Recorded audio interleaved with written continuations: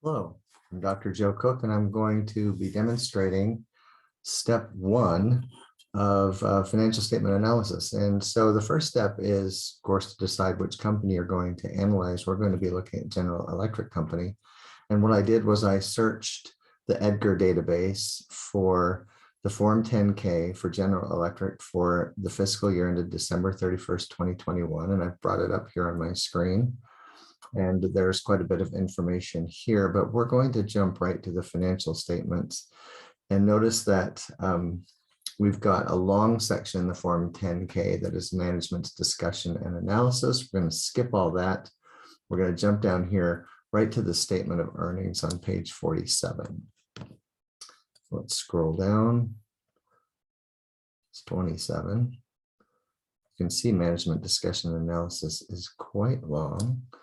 And then we get to the auditor's opinions. We have audited these financial statements. This looks like a clean opinion. I can tell just because it's fairly short. And then we come to the statements of earnings or loss, which is the P&L or the income statement. The numbers are in millions of dollars, except the earnings per share, which are down here at the bottom. Those are just in regular $3.25. Okay, then I looked at this and said, I'd like to see this, a couple of different changes here. As an analyst, I can do that. Number one, I want to go from left to right instead of leftmost column being the current year, which is fine on the published financial statements. I want to flip this all around. So I'm going to put 2021 in the far right column. And the other thing I'm going to do is I'm going to take sales of equipment and cost of equipment sold, and I'm going to package them together. So I've got sales of equipment, 34,200, and then cost of equipment sold, 31,399. The gross profit on that then is a simple calculation. Sales minus cost of goods sold is gross profit. And then, whoops, don't want to do that. And then the sales of services here, 36,890. I'm going to combine that with cost of services sold, 22,497. And I'd have to look in management's discussion analysis or probably the footnotes to figure out exactly what services they're selling. But I do know that General Electric is not just selling electricity. That could be the service they're selling, but they've also got a healthcare unit and several other divisions, which you will look up as an analyst so you understand better what you're looking at. We're not going to take time to do that right now. We're just going to be looking at the mechanics of the analysis. And the first step of that is to set up this spreadsheet. So now I've got a gross profit on equipment and a gross profit on services. Again, gross profit is sales minus cost of goods sold. And then I totaled those. So I have total sales. I have total cost of goods sold. And then I have a gross profit. Then I took the selling, general, and administrative expenses and combined those with research and development and came up with what I called operating expenses and an operating income. And notice for 2021, operating income is $2,990,000,000. And in 2020, there was an operating loss of $59 million. Now that number these numbers don't show up on the financial statements because they're doing more of a single step financial statement with just the numbers listed, which is fine because we analysts take the numbers and combine them in different ways.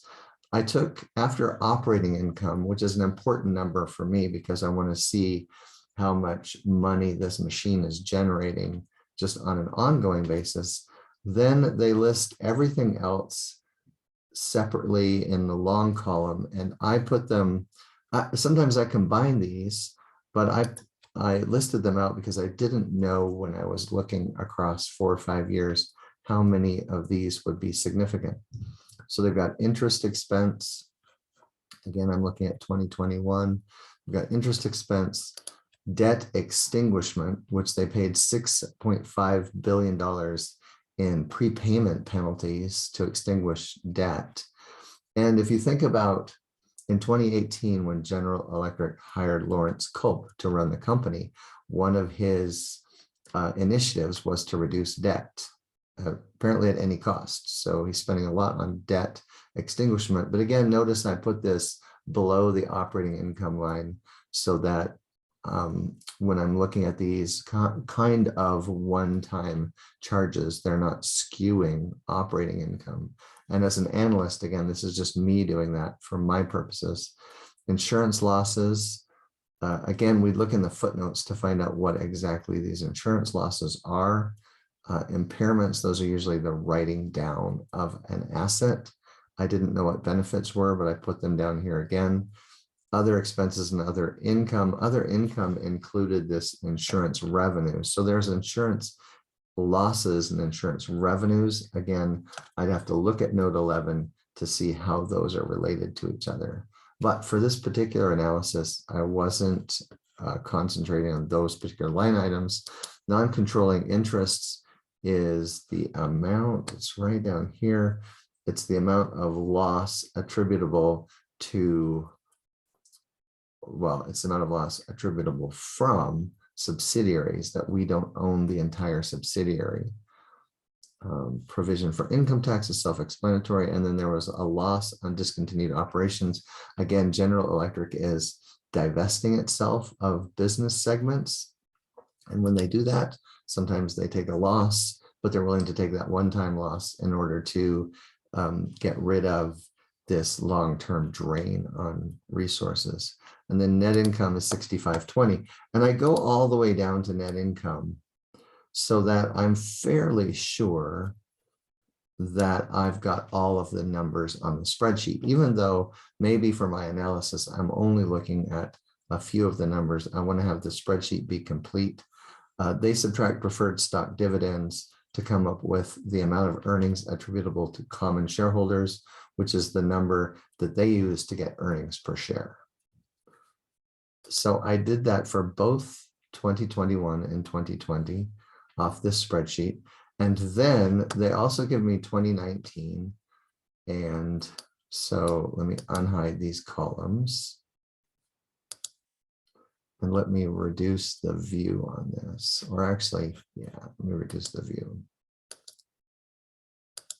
to maybe 125. Will it all fit on there? Almost. So that you can see the entire analysis. Drag this out. So I've done this from 2021 to 2020, 2019, 2018, and 2017. And I did the same thing for the statement of financial position, which is the balance sheet. I started a new tab, and let me increase the view here a little bit so you can see it. So stretch this out. So I've done the same thing for the balance sheet for those same years. And I've made a list for myself of my sources for these different financial statements. Now, one thing I want to say before I move on to part two is that in going back, these sales, if you pulled the financials for 2018 and 2017, you will see different numbers here. I believe that is because these numbers in the past have been adjusted for discontinued operations. So in 2018, when they published the financials, they had sales and cost of goods sold for companies they no longer own.